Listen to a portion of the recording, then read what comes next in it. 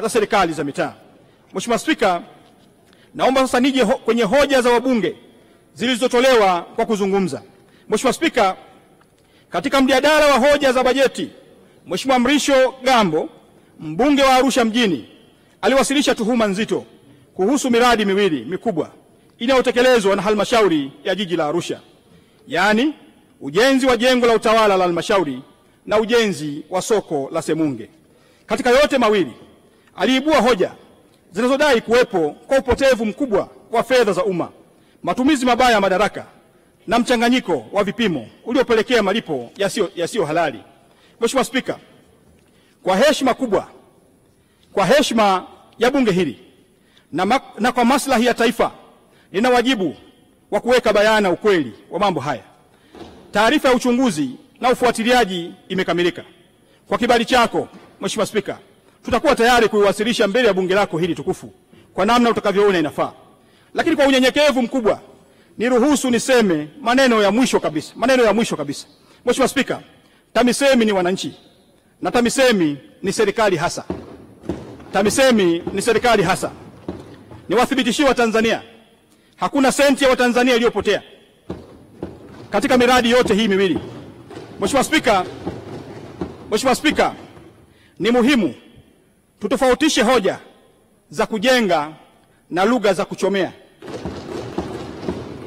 Tuhuma zisizo na mzizi si hoja, ni cheche za siasa ambazo hazifai kuweka ndani ya taasisi zenye misingi ya sheria. Miradi ya maendeleo haijengwi kwa maneno, bali kwa mchakato. Tuhoji kwa hoja na tusihukumu kwa jazba. Mheshimiwa Spika, TAMISEMI itaendelea kulinda uwazi, kuchukua hatua za uwajibikaji na kuhakikisha taasisi zake haziingii katika hofu ya sababu ya siasa za majukwaa. Kama kuna jambo la kuchunguzwa, tutalifuatilia hasa. Lakini kama ni juhudi za kuwaza visasi kupitia minong'ono ya kisiasa, serikali hii haitatoa nafasi hiyo. Ujenzi, ukarabati wa matengenezo ya barabara. Mheshimiwa Spika, ninatambua uwepo wa changamoto za ujenzi, ukarabati na matengenezo ya barabara katika maeneo mbalimbali nchini.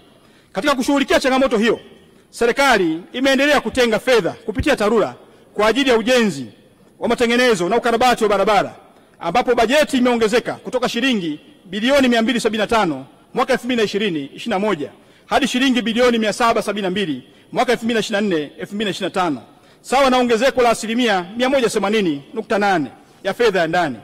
Aidha, serikali kwa kushirikiana na benki ya CRDB imeratibu uanzishwaji wa hati fungani ya miundombinu iitwayo Samia Infrastructure Bond iliyolenga kukusanya shilingi bilioni 150, ambapo hadi dirisha la ununuzi wa hisa ilipofungwa shilingi bilioni 323 sawa na asilimia 215.33 zimekusanywa na zitatumika kuwakopesha kwa masharti nafuu makandarasi watakaoingia mikataba ya kazi za TARURA.